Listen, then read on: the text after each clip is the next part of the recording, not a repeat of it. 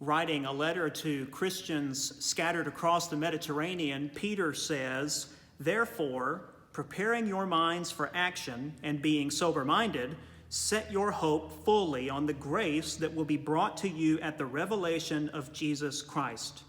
As obedient children, do not be conformed to the passions of your former ignorance, but as he who called you is holy, you also be holy in all your conduct, since it is written, 'You shall be holy, for I am holy.'"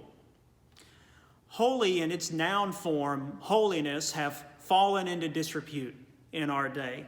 They often remind us of the holier-than-thous who are always looking down at us from their pedestals, or the holy rollers whose emotional displays and worship services are often little more than a facade masking a person who is more than happy at every opportunity to throw the first stone. But what we do is we then take these negative associations and project them on to God. And so a holy God in our imagination is a judgmental God, one who is perpetually disappointed in our shortcomings and our failures. And we've heard this Bible study 100 times, that God's holiness is in his being separate from us, his being different from us, and morally superior to us.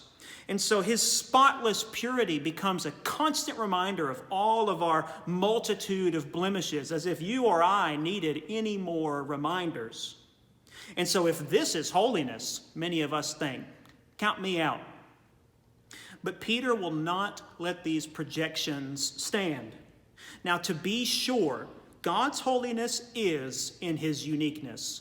God the Father, the Son, and the Holy Spirit stand apart from all there is. God is the creator, and we, all of us, you and me, are creation.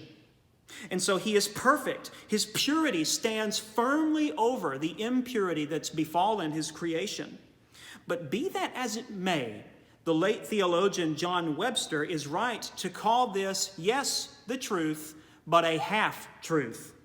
An incomplete assessment of the holiness of God. See, here in 1 Peter, God's holiness is not linked to his distance from us and his uniqueness, but is linked to the revelation of Jesus Christ.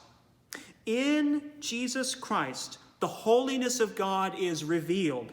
And as we read the gospel accounts, we see Jesus exercise this holiness not by judging us and belittling us and shaming us, but by dwelling among us, ministering to us, healing us, even dining with us. And of course, the headline for all of this is loving us.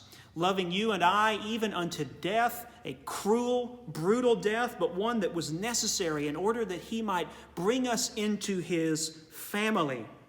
That is the holiness of God. Webster puts it well. The holy God is God with us.